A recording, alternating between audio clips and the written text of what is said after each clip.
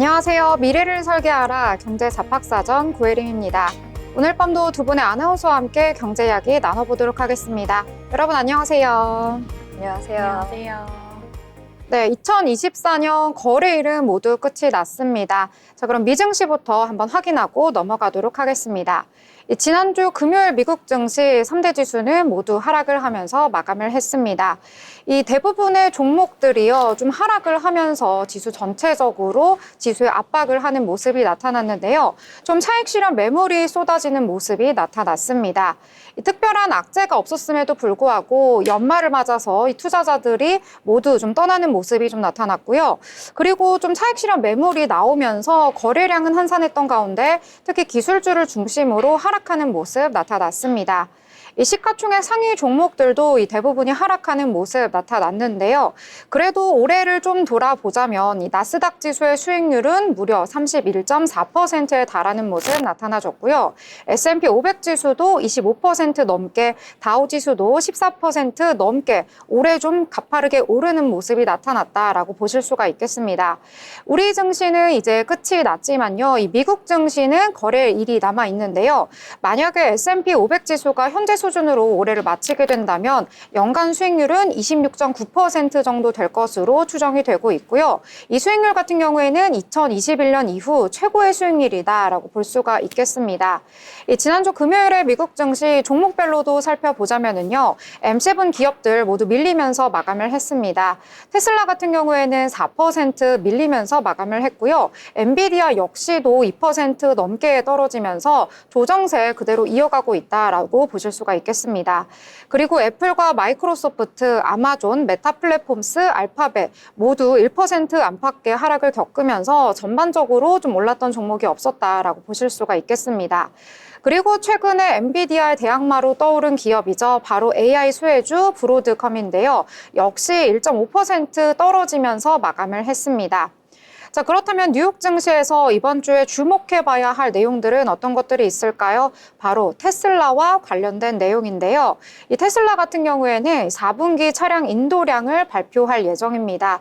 이에 따라서 투자자들은 이 테슬라의 주가 추이를 같이 지켜보고 있는데요. 이 트럼프의 수혜주로 꼽히는 테슬라는 이 지난 3분기부터 이 중국의 자사의 차량 등록이 늘어나기 시작했다라는 소식이 전해졌습니다. 특히 이번 달 23일 중국에서 모델 Y가 완판이 되었다라는 소식이 알려졌거든요. 이러한 호실적 속에서 테슬라의 주가 또 한 번 뛰는 모습이 나타나면서 연일 좀 경신하는 모습을 보여줬었습니다. 최근에는 조금은 주춤하는 모습을 보이고 있지만요. 그래도 2024년 하반기를 돌아보자면 테슬라 정말 급격하게 상승을 했다라고 보실 수가 있겠습니다. 이렇게 미증시는 조금은 주춤하는 모습을 보이고 있지만요. 좀 길게 거시적으로 본다면 그래도 우상향을 했다라고 보실 수가 있겠는데요. 이 미국 증시 관심 있게 지켜보시는 분들이라면은요, 이 새해 첫날 1월 1일에 뉴욕 증시는 휴장이다라는 점 참고하시길 바라겠습니다. 자, 그러면 오늘 장에 대해서도 함께 이야기 나눠보려고 하는데요. 자, 유진 아나운서는 오늘 장 어떻게 보셨을까요? 네, 저는 2차 전지 테마에 한번 주목해 봤습니다. 올 한 해 가장 큰 하락세를 보인 업종이 바로 2차 전지인데요. 그런 2차 전지 테마에 오늘은 봄바람이 불어왔습니다. 엔캠 10.2%, 에코프로 0.8% 등 2차 전지 테마가 연이어 빨간불을 켰습니다. 2차 전지 산업의 EU 규제 완화 가능성이 언급되었기 때문인데요. 내년 유럽의 이산화탄소 규제 강화를 앞두고 유럽연합 집행위원장이 자동차 산업 경쟁력 확보를 위한 전략 대화를 계획하고 있습니다. 따라서 규제 완화 가능성이 대두되고 있습니다. EU 집행위원장은 2025년 1월 EU 자동차 산업의 미래를 위한 전략 대화를 가질 예정인데요. 이 대화를 통해서 자율주행 기술, 탈탄소화, 재정 지원 등 주제를 산업계와 논의할 예정입니다. 영국에서도 전기차 의무 판매 제도를 재검토하기 위한 공청회를 개최하고 있는데요. 유럽과 영국 모두에서 규제 완화 가능성이 대두되고 있습니다. NH투자증권에서는요. 2차 전지 주가는 리튬 가격과 대체로 동행하는 경향이 있으며 리튬 가격은 연초에 강세를 보이는 패턴이 있습니다. 또한 테슬라의 신모델 출시 기대감이 고조됨에 따라 테슬라 밸류체인 중심의 반등이 예상된다고 발표했습니다. 그렇다면 올해 테슬라 주가는 고공행진했으나 2차 전지 주가는 좀 하락세를 보인 이유도 한번 살펴볼 텐데요. 테슬라는 저렴한 원가로 전기차 생산을 강화하고 있지만 전기차에 꼭 들어간다는 2차 전지 제조사들은 원재료 가격 하락에 큰 수혜를 보지는 못했습니다. 원재료 가격 하락이 가격 인하로 반영되지 못했고요. 오히려 광물 자원 가격 하락으로 인해 손익 구조가 취약해졌기 때문입니다. 또 배터리 산업은 각국 정부의 환경 규제 및 전기차 보급 지원 정책에 큰 영향을 받는 테마인데요.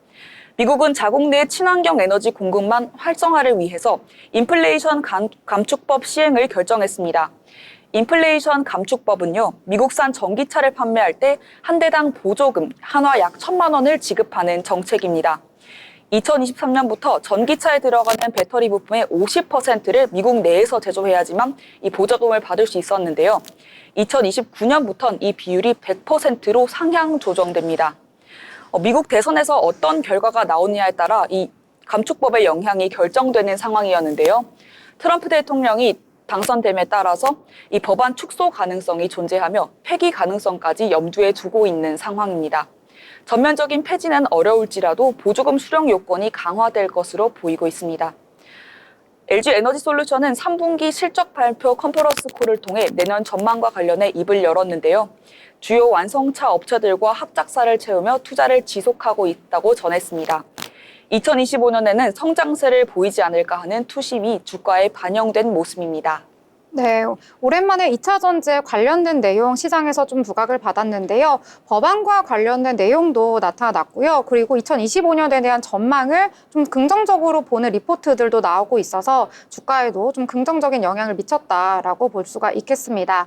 LG 에너지 솔루션 같은 경우에는 오늘 좀 호재성 뉴스가 있어서 시장에서 계속 언급이 됐었는데 결국에는 좀 보합으로 마감을 했다라는 점까지 체크하도록 하겠습니다. 자, 그러면 또 다른 내용들 함께 보도록 할 텐데요. 자, 희주 아나운서는 또 어떤 내용 보셨을까요? 네, 오늘 저는 항공 테마를 한번 주목해 봤는데요. 어제 29일 오전에 발생했죠. 제주항공 무안공항 사고가 일어났습니다. 너무 안타깝고 또 굉장히 혼란스러운 상황입니다. 관련주인 항공주 역시 오전부터 혼조세 보였는데요. 사실 항공사 주가는 비상계엄 사태가 벌어진 지난 3일 이후에 이미 급락한 상태입니다. 3일 이후부터 27일까지 저비용 항공사 중에 티웨이 항공과 제주항공이 급락했고요. 진에어도 하락했습니다. 대부분 10% 이상 하락했는데요. 아시아나 항공 인수로 시장 지배력을 키운 대한항공도 약 9.2% 하락했습니다. 이렇게 항공주가 이미 하락한 것을 보고 투자자들 사이에서 원화값 급락으로 인한 해외 여행 수요 감소가 또 그렇다고 국내 여행 수요 증가로 이어질 것 같지는 않다라고 보면서 이렇게 항공주에 좀 더 주가가 빠지고 있는 상황으로 보여집니다. 거기에다가 비상계엄 사태 이후에 국회가 대통령 권한대행마저 탄핵에 나선 것을 계기로 해서 외환시장이 출렁였고 또 실물 경제 분위기도 얼어붙은 탓인데요.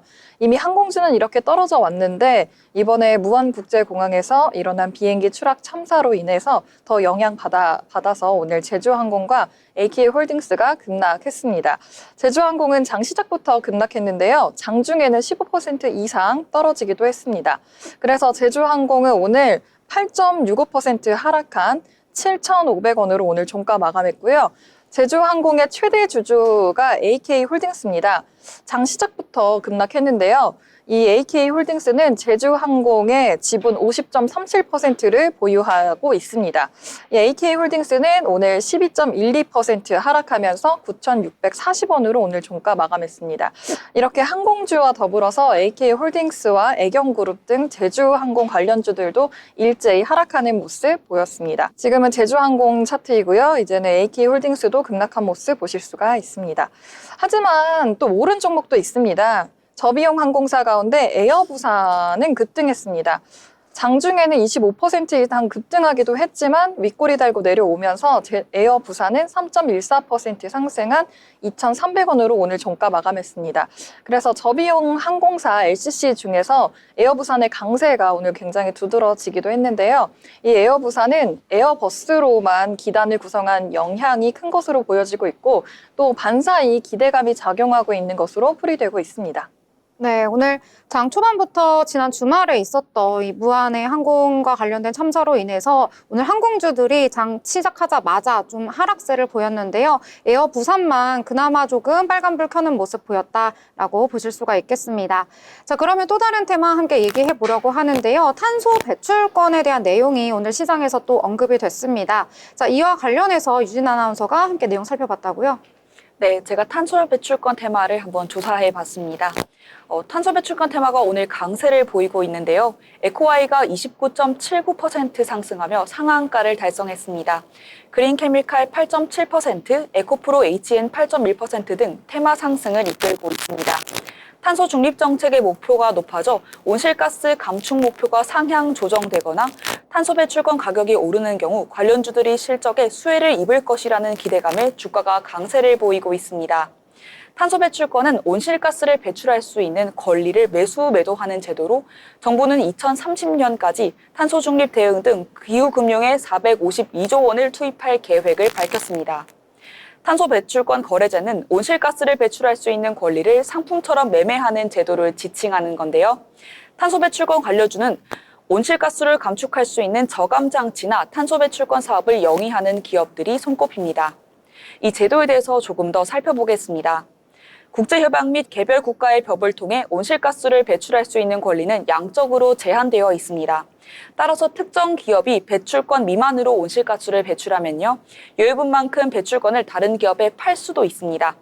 배출권을 초과한 기업은요, 초과분을 다른 기업으로부터 매입하는 것이 허용되는 제도입니다. 따라서 탄소 배출권은 주식이나 채권처럼 거래소 및 장외 시장에서 자유롭게 거래가 가능하고요. 가격은 시장의 수요와 공급에 의해서 결정됩니다. 한국의 탄소 배출권 거래 시장은 2015년에 개설되었는데요. 하나증권과 한국투자증권, SK증권이 시장 조성자 역할을 담당하고 있으며 17개국 증권사가 회원 자격으로 매매 거래에 참여 중입니다. 증권사들은 자발적 탄소 배출권 거래 시장인 장외 시장에 진출 박차를 가하고 있으며 국내 탄소 배출권 시세를 추종하는 ETF도 이르면 2025년 초에 출시한다는 계획을 가지고 있습니다. 네, 온실가스 탄소 배출권 테마는 오늘 장 초반부터 강세를 보였었는데요. 이와 더불어서 오늘 장에서는 탄소 포집 활용 저장, 이 CCUS라고 하는 내용들도 함께 언급이 좀 됐습니다. 이제 친환경 시대를 맞이해서 여러 가지 관련된 정책들이 나오고 있고요. 본격화되고 있어서 관련된 기업들 주목해 보시면 좋을 것 같습니다. 자, 이렇게 전반적인 이야기 함께 나눠봤습니다.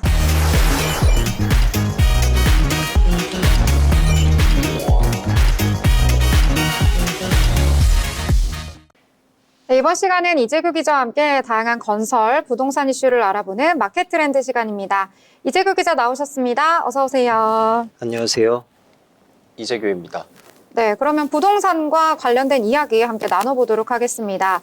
2024년을 돌아보면 이 건설과 부동산 분야 기회도 있었고요, 위기도 있었습니다. 자, 태양건설의 워크아웃으로 시작된 이른바 PF발 위기는 많은 건설사들의 경영난을 초래하기도 했고요. 또 수도권 광역 급행철도 개통, 또 해외 원전 수주 등 이 긍정적인 성과도 있었습니다. 자, 2024년에 있었던 이런 뉴스들 함께 돌아보면서 어떤 내용들이 있었는지 함께 살펴보도록 하겠습니다. 네, 2024년은 건설과 부동산 시장 모두 큰 변화가 있던 해였습니다. 먼저 1월 11일 태영건설이 워크아웃을 신청하면서 PF발 위기가 본격화되었습니다. 부동산 시장이 침체되고 공사비가 치솟으면서 지방권을 중심으로 건설사 부도가 잇따랐습니다. 올 한 해 동안 부도난 건설사는 27곳으로 2019년 이후 최대치를 기록했습니다. 네, 이렇게 건설사의 부도 등 여러 가지 위기가 있었는데요. 그렇다면 이런 위기가 나타난 원인은 무엇이었을까요? 네, 가장 큰 원인으로는 러시아 우크라이나 전쟁으로 촉발된 쓰리고 현상, 고금리, 고환율, 고물가로 공사비가 급등한 점입니다. 특히 단군 이래 최대 공사로 불리는 가덕도 신공항 부지 조성 공사도 4차례 유찰 끝에 수의계약으로 겨우 진행될 정도로 업계가 어려움을 겪었습니다. 지방 건설사의 피해가 컸고 상위 10대 건설사 중 8곳의 대표이사가 교체될 만큼 구조조정이 심화되었습니다. 네, 이렇게 2024년 위기도 있었지만 좀 긍정적인 소식도 있었습니다. 어떤 게 있었을까요? 네, 2024년에는 굵직한 호재도 같이 있었습니다. 가장 주목할 만한 것은 15년 만에 해외 원전 수주입니다. 7월 17일 한국 수력 원자력이 체코 두코바니 원전 프로젝트의 우선 협상 대상자로 선정되었습니다. 사업 규모는 약 24조 원으로 이는 2009년 아랍에미리트 바라카 원전 수주 이후 최대 성과입니다. 또한 수도권 광역급행철도 GTX A 노선이 남부 구간과 북부 구간에서 각각 개통되며 수도권 교통혁명을 예고했습니다. 내년에는 후속 GTX B, C 노선 착공도 기대되고 있습니다. 네. 이 밖에도 여러 가지 새로 오픈하는 단지에도 많은 관심이 있었는데요. 특히 서울 강동구의 둔촌주공 재건축 단지, 그리고 올림픽파크 포레온 입주, 이 내용들도 큰 화제가 있었죠? 네, 맞습니다. 올림픽파크 포레온은 단일 단지로는 역대 최대 규모인 85개 동 12,032가구로 입주를 시작했습니다. 단군 이래 최대 재건축 단지라는 타이틀을 얻으며 현 정부의 규제 완화 정책 덕을 톡톡히 본 사례로 꼽히고 있습니다. 그러나 공사비 상승으로 인한 시공사와의 갈등도 주요 과제로 남았습니다. 네, 이렇게 하나씩 얘기해 보니까 정말 기억이 좀 새록새록 나는데요. 그리고 또 생각나는 게 그린벨트 해제를 하겠다라는 내용도 있었고, 또 1기 신도시 재건축, 이 내용도 굉장히 주목을 받았었는데 어떤 내용이었죠? 네, 정부는 12년 만에 689만 제곱미터 규모의 그린벨트를 해제하면서 서리풀지구, 고양 대곡 역세권 등에서 5만 400가구를 새로 공급하기로 했습니다. 또한 1기 신도시 재건축 사업이 선도지구를 시작으로 본격화되었습니다. 이를 통해 약 3만 7천 가구가 새롭게 탈바꿈할 예정이며 이는 2030년 준공을 목표로 하고 있습니다. 네, 분양가 상승도 빠질 수 없는 주요 이슈였는데요. 올해 서울에서 3.3제곱미터당 1억 원 시대가 열렸다고 하죠? 네, 1월에 분양된 광진구 포제스 한강이 3.3제곱미터당 1억 3,770만 원이라는 기록적인 분양가를 달성했습니다. 강남과 서초, 송파에서는 사상 최고의 분양가를 기록하며 주택 시장의 양극화가 더욱 심화되었습니다. 얼죽신, 줍줍 열풍이 이러한 흐름을 같이 보여주었습니다. 네, 올해의 여러 사건들은 내년 시장에도 영향을 미칠 텐데요. 내년의 전망은 어떻게 될까요? 네, 전문가들은 2025년 건설업계의 위기와 변화가 계속될 것으로 보고 있습니다. 특히 금융조달 문제와 공사비 상승이 주요 과제가 될 것으로 보인다고 하였습니다. GTX 후속 노선과 용산국제업무지구 개발 등 대규모 프로젝트의 진행 상황도 주목할 필요가 있다라고 전하였습니다. 네, 건설 부동산 시장에 과제가 많지만 긍정적인 변화도 기대해 보도록 노력해 보겠습니다. 2025년 을사년을 맞아 변화하는 부동산 제도를 한눈에 정리해 보는 시간을 마련했습니다. 내년부터 바로 적용되는 정책들이 많은데요. 한번 전해주시죠. 네, 먼저 가장 눈에 띄는 변화는 대출 관련 제도입니다. 2025년 1월 13일부터 중도상환 수수료가 기존보다 50% 감소됩니다. 하지만 이 혜택은 신규 대출에만 적용되며 기존 대출자들에게는 해당되지 않습니다. 또 신생아 특례 대출인 소득 요건이 부부 합산 1억 3천만 원에서 2억 5천만 원으로 상향 조정되며 2027년까지 출산한 가구에는 0.4%포인트의 우대금리도 같이 제공됩니다. 네, 주택 청약과 관련된 변화도 있다고 들었는데요. 네, 주택 청약 종합 저축의 소득공제 기준이 완화됩니다. 기존에는 연소득 7천만 원 이하의 무주택 세대주만 소득공제를 받을 수 있었지만 이제는 배우자도 세대주와 함께 최대 300만 원까지 소득공제가 가능해졌습니다. 또한 청년 우대형 주택 청약 저축의 비과세 혜택도 확대됩니다. 연소득 3,600만 원 이하 또는 종합소득 2,600만 원 이하의 무주택 세대주와 배우자가 이자소득 500만 원까지 비과세 혜택을 받을 수 있게 됩니다.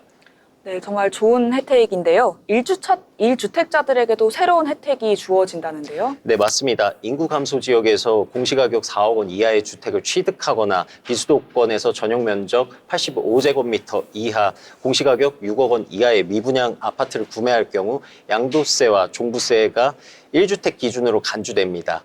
이는 지방 미분양 문제를 완화하려는 정책으로 보입니다. 네, 1주택자들에게 정말 좋은 혜택이 아닐 수가 없습니다. 네, 임대차 시장에도 또 다른 변화의 조짐이 보인다고 하는데요. 네, 그렇습니다. 상습적으로 임대 보증금을 반환하지 않는 악성 임대인의 임대사업 등록이 말소될 수 있게 됩니다. 또한 임대료를 거의 올리지 않는 임대인에게는 세대 혜택을 제공하는 상생 임대인 제도는 2026년까지 연장됩니다. 네, 2025년에는 부동산 시장에 정말 많은 변화가 있을 것으로 예상됩니다. 오늘 설명 감사드립니다. 네, 2025년에 변화하는 내용들까지 폭넓게 다뤄봤습니다. 지금까지 함께해 주신 이재규 기자, 감사합니다.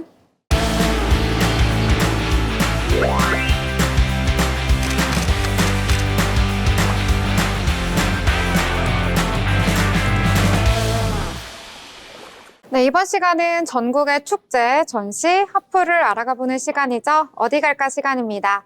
자, 오늘은 또 어디로 떠나볼지 구소연 아나운서와 함께 하도록 하겠습니다. 안녕하세요. 네, 이제 크리스마스 연휴가 지났습니다. 그럼에도 야외를 돌아다니다 보면은요, 트리가 여전히 좀 반짝반짝 빛나고 있더라고요. 그래서 이 크리스마스의 여운을 느낄 수 있는 곳이 있다고 하는데요. 바로 어디인가요? 네, 어디 갈까? 오늘은 광화문으로 떠나봅니다. 크리스마스가 지났는데 거리에는 참 형형색색의 트리들 또 조명들이 아직 남아있더라고요. 그것들을 볼 때마다 이제 크리스마스는 지났는데 이제 2025년 연초가 시작되는구나 하고 아쉬운 마음 생기시는 분들도 있으실 것 같아요. 그래서 준비한 오늘 축제는 바로 크리스마스 마켓입니다. 아름답고 또 화려한 밤을 보내고 싶으신 분들이라면 아직 늦지 않았습니다. 바로 광화문 크리스마스 마켓입니다. 해가 질 때쯤 시작되는데요. 연말과 연초 행사를 모두 즐길 수 있는 프로그램과 이벤트가 함께 진행됩니다. 사실 광화문 크리스마스 마켓은 매년 연말에 진행되는 연례 행사인데요. 작년과 달라진 점은 바로 대형 트리입니다. 대형 트리가 보이면 크리스마스 마켓의 시작점이라고 보시면 될 것 같고요. 트리 밑에 여러 개의 포토존이 있어서 이쪽에서 사진 하나 건지시고요. 동선도 작년보다 넓어지면서 이동하시기에 편하다고 합니다. 2024 광화문 마켓은 2024년 12월 13일에 시작됐고요. 내년인 2025년 1월 5일에 축제는 종료됩니다. 월요일부터 목요일은 저녁 5시 30분부터 9시 30분까지, 금요일부터 일요일은 저녁 6시부터 오후 10시까지 운영됩니다. 네, 다양한 작품들이 한자리에 모인다니 정말 기대가 되는데요. 혹시 어떤 프로그램들이 준비가 되어 있을까요? 네, 연말 행사와 또 연초 행사가 함께 진행이 된다고 하는데요. 나만의 새해 카드 만들기, 또 산타 소원 분수의 동전 던지기, 또 미디어 아트 체험 등 체험 프로그램과 이벤트가 함께 진행되고 있습니다. 네, 새해 카드 만들기는 카드를 직접 제작해서요, 행운의 우체통에 넣는 방식인데요. 아이들이 이 소원을 각자 적어서 새해를 맞이할 수 있도록 하면 너무 좋을 것 같습니다. 그리고 소원 분수도 마련되어 있어서 연말에 가족들과 함께 소원을 빌며 마무리하셔도 될 것 같습니다. 네, 직접 카드에다가 소원 써서 집어넣고 이런 것들은 또 아이들이 좋아하는 행사라서 너무나도 기뻐할 것 같은데요. 자, 근데 크리스마스다 보니까 여기에 산타 마을도 좀 있다고요? 네, 맞습니다. 유럽의 산타 마을을 그대로 재현했다고 합니다. 옹기종기 마켓들이 모여 있어서 연말 선물 사기에도 참 좋다고 하는데요. 크리스마스와 연관된 선물들도 있고 일반적인 디자인 소품들도 많이 팔고 있어서 한 번쯤 구경하시면 좋을 것 같습니다. 포토존도 다양하게 마련되어 있다고 합니다. 대형 트리 외에도 귀여운 곰돌이도 마련되어 있어서요. 특히 연인들에게 인기가 많다고 합니다. 네, 내용을 들어보니까 저도 너무 참여해보고 싶은데요. 혹시 축제를 다 즐기면 받을 수 있는 다른 상품들도 마련이 되어 있을까요? 네, 물론이죠. 이번 광화문 크리스마스 마켓에서는 스탬프 투어가 진행이 됩니다. 총 4개를 모으면 한정판 굿즈로 이제 상품을 받아가실 수 있는데요. 하루 선착순 100명이니까 참고하세요. 네, 선착순이라니까 빨리 달려가서 받아야 될 것 같습니다. 이번 주말에 가면은 딱 좋을 것 같은데요. 자, 그러면 광화문이 또 생각보다 넓잖아요. 그래서 여기를 돌아갈 때 좀 어떻게 찾아서 다녀야 하나 이것도 좀 궁금한데요. 네, 일단 축제는 광화문 광장으로 찾아오시면 되고요. 주차는 세종로 지하주차장, 공영주차장에 하면 된다고 합니다. 대중교통을 이용하실 분들은 지하철 5호선 광화문역 또는 경복궁역에서 내리면 됩니다. 네, 2024년 연말이 정말 얼마 남지 않았는데요. 연말이라 또 잦은 모임과 만남에 좀 바쁘시겠지만 사랑하는 연인들과 또 가족들과 의미 있는 연말 보내시면 좋겠습니다. 네. 이렇게 연말에 가기 좋은 이렇게 광화문 크리스마스 마켓 안내해 드렸는데요. 연말에 어디를 가야 할지 고민이신 분들이라면 꼭 한번 방문해 보시면 좋을 것 같습니다. 자, 지금까지 함께 해주신 구소연 아나운서 감사합니다.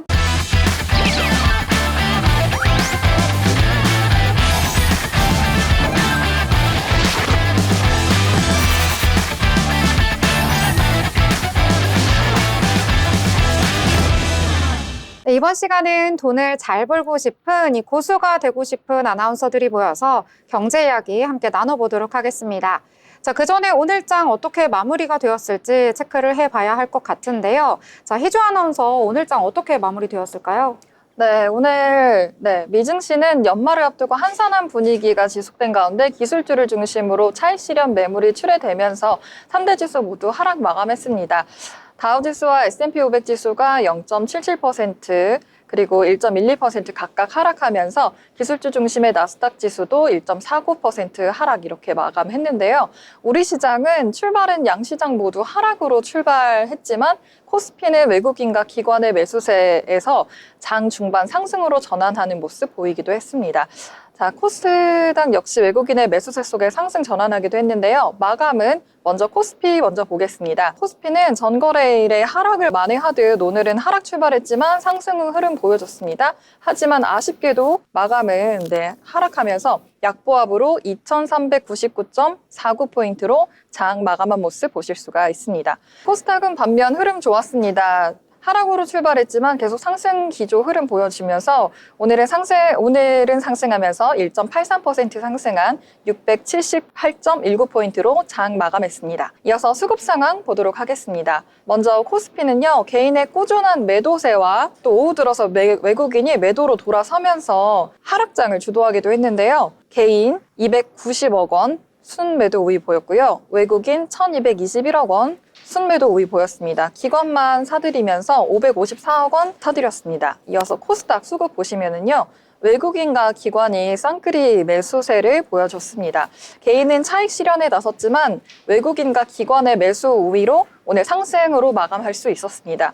개인은 2,490억 원 매도 우위 보였고요. 외국인은 2,372억 원, 기관은 159억 원 순매수 우위 보였습니다. 다음은 시가총액 상위 종목 보도록 하겠습니다. 먼저 코스피 상위 종목인데요. 혼조세 보였습니다. 전거래일 상승 마감했던 삼성전자와 SK하이닉스는 차익 실현 매물이 쏟아진 것처럼 오늘 하락 마감했습니다. 약보합으로 삼성전자는 0.56% 하락한 53,400원이고요. SK하이닉스는 다른 모습을 보였네요. SK하이닉스는 삼성전자와 다르게 오늘도 상승 마감했습니다. 방보합으로 174,700원으로 오늘 종가 기록한 모습 보실 수가 있습니다. 그리고 바이오테마의 강세 속에 삼성바이오로직스가 4거래일 만에 상승 마감했습니다. 1.82% 상승한 95만 1,000원으로 오늘 종가 기록했습니다. 셀트리온도 오늘 상승 마감했는데요. 셀트리온은 오늘 자사주를 1,000억 매입했다는 소식에 강세 보였습니다. 4.21% 상승한 18만 8,000원으로 오늘 종가 기록했네요. 또 고려아연은 전일 크게 하락했는데요. 오늘도 크게 하락한 모습 보실 수가 있습니다. 오늘도 크게는 아니지만 하락했습니다. 아슬아슬하게 황제주 자리를 지켰는데요. 101만 4,000원으로 오늘 종가 마감한 모습 보실 수가 있습니다. 이어서 코스닥 시가총액 상위 종목 한번 보도록 하겠습니다. 대부분의 종목이 빨간불 켰는데요. 오늘 바이오주와 2차 전지주의 강세 속에 관련 종목들이 대부분 상승 마감한 모습 보실 수가 있습니다. 알테오제 오늘 상승 마감했습니다. 3.32% 상승한 31만 1,000원으로 오늘 종가 기록했고요. 오늘 2차 전지 관련주를 외국인과 기관이 순매수하는 모습 보였습니다. 전거래일 하락한 에코프로비엔과 에코프로는 오늘 관련 테마의 강세 속에 오늘은 상승 마감했습니다. 그리고 레인보우 로보틱스 오늘 급등했습니다. 레인보우 로보틱스는 15.30% 오늘 크게 상승하면서 16만 2,800원 오늘 기록했는데요. 지난 23일에 차세대 의료용 로봇 개발을 본격화한다는 호재가 있었습니다. 아무래도 오늘 바이오주의 강세 속에 함께 영향받지 않을까 하는 그런 흐름이 남아 있어서 오늘 이렇게 급등 흐름 다시 보여준 것 같습니다. 여기까지 오늘의 마감 시황이었습니다. 네, 오늘 시장 잘 살펴봤습니다. 2024년에 문을 닫는 시장이었는데요. 좀 생각보다는 좋지 않았던 것 같습니다. 코스피와 코스닥 좀 다른 분위기 속에서 오늘 마감을 했다라고 보실 수가 있겠는데요. 먼저 코스피 같은 경우에는 전거래일 대비 0.22% 하락을 하면서 마감을 했습니다.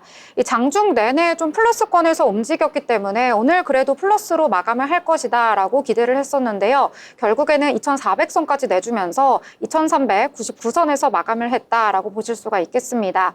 오늘 같은 경우에는요, 코스피에서 외국인들이 좀 매도하는 포지션 잡았습니다. 고환율 때문일까요? 외국인들의 자금 이탈 계속해서 나타나고 있습니다. 이 코스닥 같은 경우에는 그래도 오늘 좀 분위기가 좋았습니다.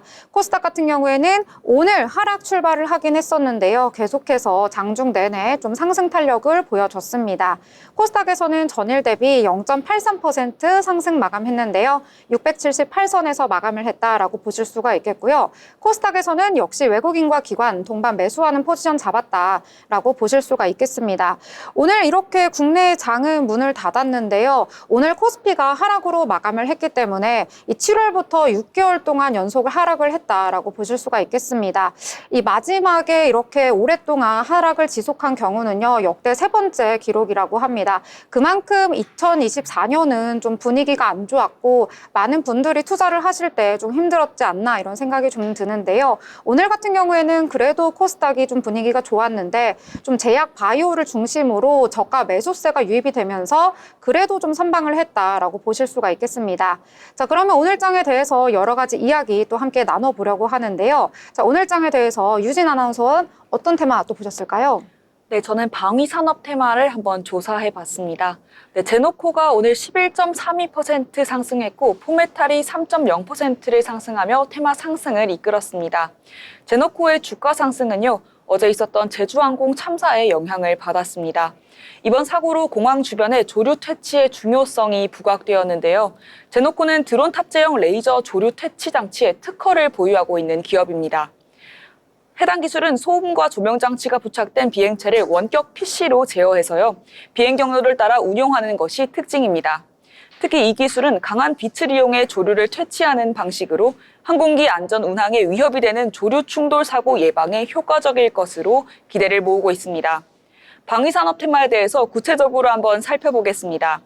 국내외 지정학적 리스크 발생 시 방위산업 테마의 주가가 부각을 받는 경향을 보입니다. 수십억 달러의 방산 제품을 국내 기업들이 공급할 가능성이 존재하기 때문인데요. 2024년 글로벌 안보 긴장이 고조됨에 따라 방위비 증대에 따른 기대감이 상승하고 있습니다. 방위산업은 첨단 기술과 높은 초기 투자 비용, 그리고 긴 투자 회수 기간이 필요해 진입 장벽이 높은 테마인데요. 시장의 독점적 지위를 보장했던 계열화 제도 폐지와 전문화에 따라서 경쟁은 좀 더 심화될 것으로 보입니다. 국내 방위 사업은 기존 외국화 무기의 완제품을 조립하는 것에 초점을 뒀었는데요. 최근에는 첨단 무기를 독자적으로 개발, 생산할 수 있는 기술을 중심으로 전환되는 흐름을 보이고 있습니다. 2025년 국방부 예산은요, 전년 대비 3.6% 증가했습니다. 61조 5천억 원으로 집계되었는데요. 국방부는 늘어난 예산으로 5세대 스텔스 전투기 추가 도입하고 북한 미사일을 요격할 장거리지대 공유도 무기와 한국형 전투기도 추가로 구입할 예정이라고 밝혔습니다. 올해는요, 글로벌 선거의 해였는데요. 선거 결과에 따라 많은 외교와 안보의 변화가 있을 것으로 보였습니다. 갈등과 대립은 지속될 전망인데요. 이에 따라 첨단 무기 도입과 소진된 무기 재고 축적 등 무기 수요는 지속적으로 증가할 것으로 예상됩니다. 네. 이렇게 말씀해 주셨다시피 드론 관련주는 오늘장에서 좀 상승하는 모습 나타났습니다. 저도 드론과 관련해서 좀 찾아봤었는데요. 이 미국의 시장에서의 또 이슈가 있었는데 국내 시장까지 좀 영향을 미쳤던 것 같습니다. 26일에 X에 또 머스크가 어떤 내용을 올리니까요. 또 관련주들이 일제히 좀 들썩거리는 모습을 보였는데요. 이 중국의 차세대 전투기 추정 사진을 올렸고요. 그 글에다가 또 댓글을 함께 달았다고 합니다. 자, 유인 전투기에 대해서 또 부정적인 견해를 달았기 때문에 이제는 사람이 들어있는 유인 전투기 대신에 좀 무인 전투기, 드론 이런 쪽으로 개발을 해야 된다라는 내용을 좀 피력을 한 건데요. 이 머스크가 중국이 개발 중인 6세대 스텔스 전투기로 추정이 되는 이 항공기의 시험 비행 사진에다가 X에 댓글을 달았다고 합니다. 댓글에다가는요, 구체적으로 미국은 대량의 장거리 드론 그리고 극초음속 미사일이 필요하다라고 하면서 좀 개발의 필요성을 언급을 좀 했고요. 그리고 사람이 있는 어떤 것이든 드론 전쟁에서는 매우 빨리 죽을 것이다라고 언급을 하면서 이제는 사람이 들어있는 전투기보다는 사람이 없는 드론으로 아주 작은 물체로 공격을 해야 한다라고 어필을 한 것입니다. 지금 계속해서 좀 머스크는 드론에 대해서 언급을 하고 있는데요. 이전에도 한번 강하게 좀 비판을 하는 내용을 X에 게시하기도 했습니다.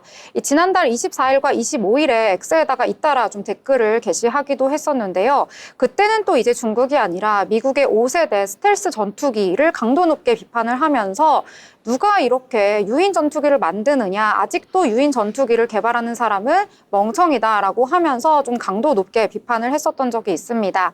이에 따라서 국내 시장에서는 관련주들 강하게 좀 상승하는 모습 나타났는데요. 이 딥마인드 같은 경우에는 22.99%, 거의 23%에 가깝게 강세를 보였고요. LIG 넥스원 같은 경우에는 방산과도 엮이는 종목인데요. 오늘은 6%대 상승, 그리고 에이럭스는 좀 작은 기업이기 때문에 오늘은 좀 소폭 상승했습니다. 3%대 상승하면서 전반적으로 좀 강한 모습 보였다라고 볼 수가 있겠고요.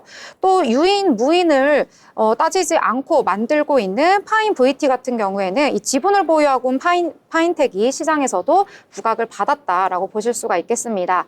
자, 이렇게 여러 가지 내용들 중에서 드론이 계속해서 언급이 되고 있기 때문에 또 시장에서도 2025년에 계속해서 주목을 해보시면 좋을 것 같습니다.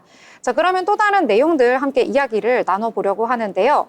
희주 아나운서는 또 어떤 내용을 함께 보셨을까요? 네, 오늘 또 바이오 테마가 굉장히 강세 흐름 보였더라고요. 오늘 정말 바이오의 날이라고 해도 될 만큼 바이오 테마들이 큰 강세 흐름을 좀 많이 보였는데요. 특히 셀트리온의 주목을 좀 해봤습니다. 1,000억 원 규모의 자사주 매입 소식이 있습니다. 그것에 영향을 받아가지고 오늘 셀트리온 주가가 흐름 굉장히 좋았습니다. 셀트리온은 지난 27일 1,000억 원 규모의 자사주 취득을 공시했는데요. 취득 예정 주식은 54만 6,747주이고요. 취득 예상 기간은 30일부터 내년 3월 28일까지입니다. 자사주 취득 목적은 주가 안정 및 주주 가치 제고라고 합니다. 앞으로 셀트리온은 제약업계에서 성공으로 간주되는 블록버스터 의약품을 또 국내 기업으로는 처음으로 보유할 전망이라고 합니다. 또 셀트리온의 자가 면역 질환 치료제 램시마는 올 3분기 매출 7,990억 원으로요. 연 매출 1조 원을 넘길 것이 확실시되고 있다고도 합니다. 그래서 오늘 셀트리온은 장중에 5% 이상 상승하기도 했는데요. 종가는 3.94% 상승한 18만 7,500원으로 오늘 종가 마감했습니다. 그리고 또 오늘 바이오 테마가 전체적으로 흐름이 좋아가지고요. 한 종목 더 준비를 또 했는데요. 바로 셀로메드입니다. 셀로메드는 상한가를 또 바로 갔습니다. 바이오 및 의료기기 업체 셀로메드가 주사제형 피부 이식제를 개발했다는 소식이에요. 상한가 기록했는데요. 오늘 셀로메드는 주사제형 피부 이식제 신제품 셀로덤 젠 개발을 완료했고요. 또 내년 초부터 생산시설 점검 및 시제품 개발에 나설 계획이라고 밝히기도 했습니다. 셀로덤 젠은 퇴행성 관절염 통증 완화, 관절 주사 등 간단한 시술에 적용할 수 있는 상업화 시 간단한 시술에 적용할 수 있어서요. 상업화 시에 매출에 즉시 기여할 수 있고 또 미용 분야 활용도도 증가 추세라고 합니다. 또 셀르메드 이렇게 증가 추세라고 셀르메드 측이 설명하기도 했습니다. 그래서 오늘의 셀르메드 상한가 가면서 2,540원의 종가 기록했습니다.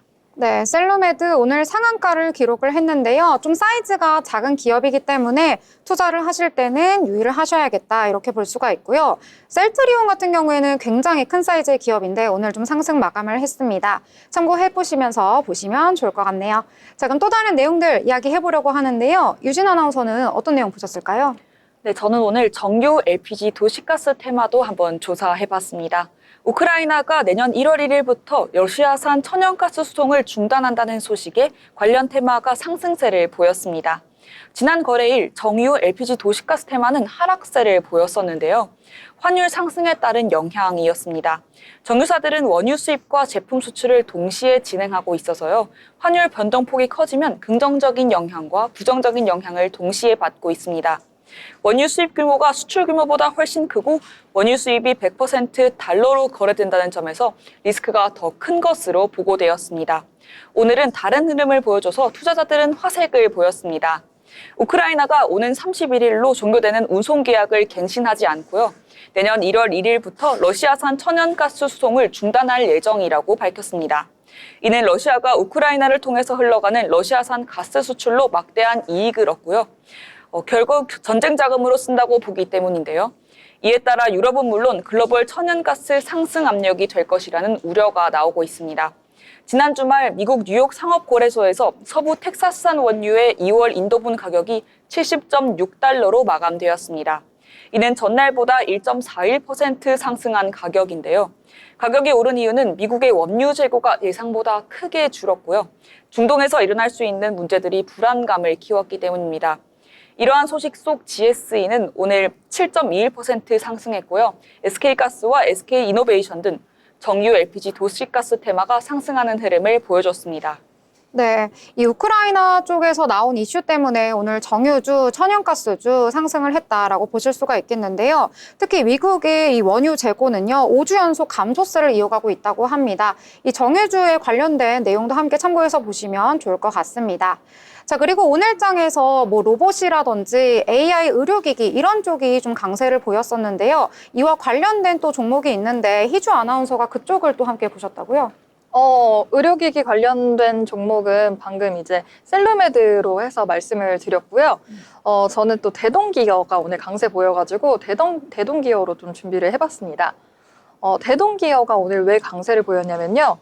스마트 농기계 팜 모빌리티 사업을 추진해온 대동이 있는데요. 대동이 성과를 한 차원 끌어올리기 위해서 최신 인공지능 기술을 적용한 VLA 모델 기반 AI 로봇 제품 상용화에 나선다는 소식이 전해졌습니다. 그래서 강세 보였는데요. 사실 이 대동은 농기계와 로봇이 자율무인 농작업을 수행할 수 있는 온디바이스 AI 플랫폼을 개발해서 오는 2025년부터 AI 시스템 기반의 지능화, 무인화 기능을 탑재한 농용과 옥외 작업용 산업 로봇을 단계적으로 출시할 계획인데요. 대동기어는 여기에 농기계 생산에 필요한 소재와 부품을 공급합니다. 대동이 로봇에 적용한 VLA 기술은 인간과 실시간 소통을 기반으로 주변 환경과 필요 작업을 스스로 인지해서 인공지능이 알아서 기능을 수행하는 기술입니다. 바로 테슬라의 그 자율주행 차량이나 오픈 AI사의 휴머노이드 로봇에도 적용되는 기술, 바로 그 기술입니다. 대동에 이러한 소식이 전해지면서 소재와 부품을 공급한다라고 해서 대동기어가 이렇게 영향을 받았는데요.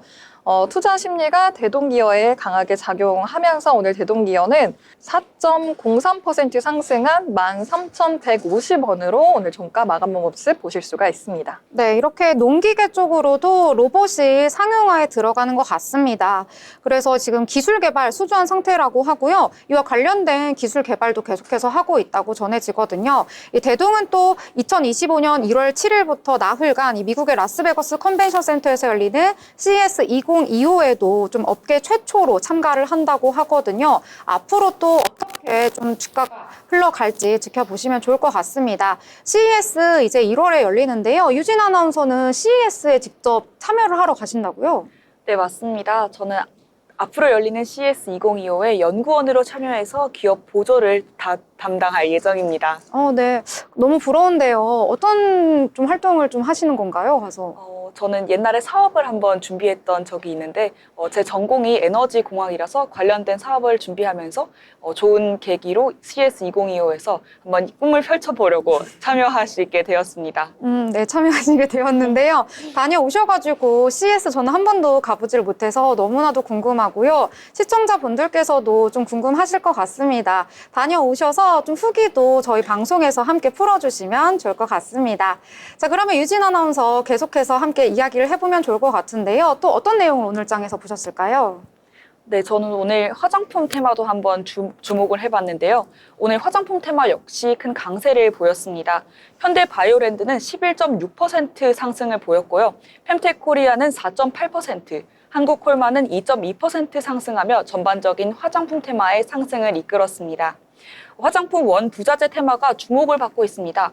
화장품 산업은요, 판매와 서비스를 제공하는 전방 산업과 원료나 부자재를 공급하는 후방 산업으로 구성되었는데요.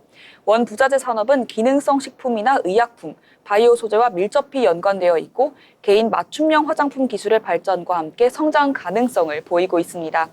2024년 1분기 기준은요, 국내 화장품 수출액은 전년 동기 대비 21.7% 증가한 23억 원 달러를 기록하며 역대 최고치를 갈아치웠습니다.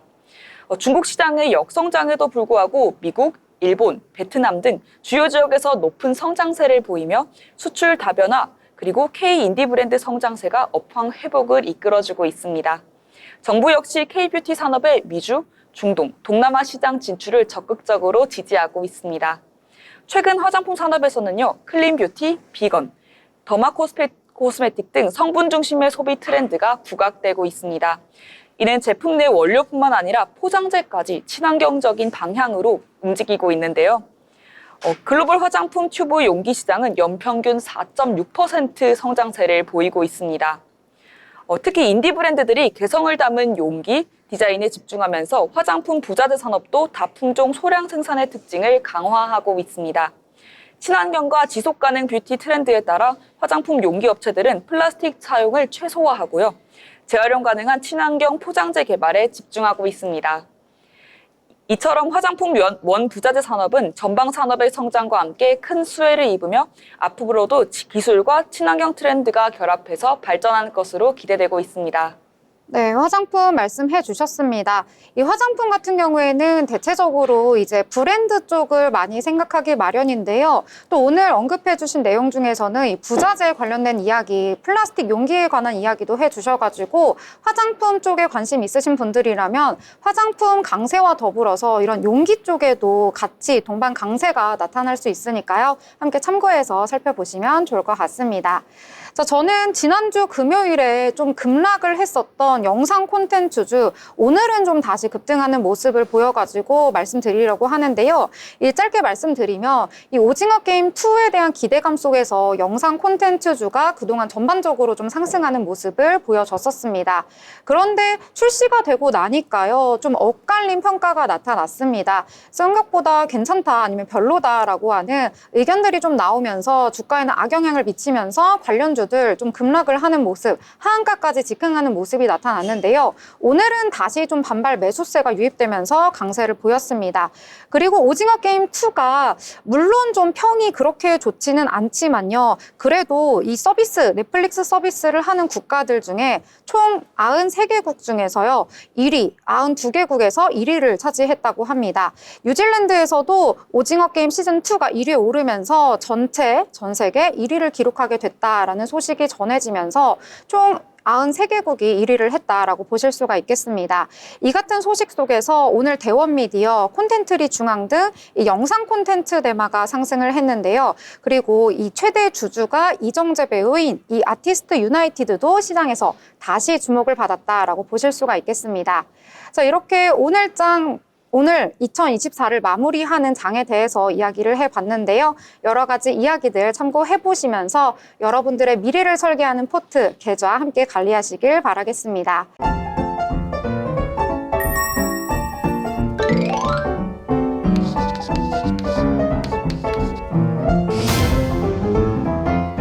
네, 오늘 오늘장에 대해서 저희 한 줄로 한번 요약을 해보려고 하는데요. 희주 아나운서는 오늘장 한 줄로 어떻게 표현을 해볼까요? 오늘장 굉장히 조마조마하고 혼란스러운 장 모습 좀 겪은 것 같습니다. 그렇지만 여러분 새해가 얼마 남지 않았잖아요. 그래서 여러분 2025년 새해 복 많이 받으세요.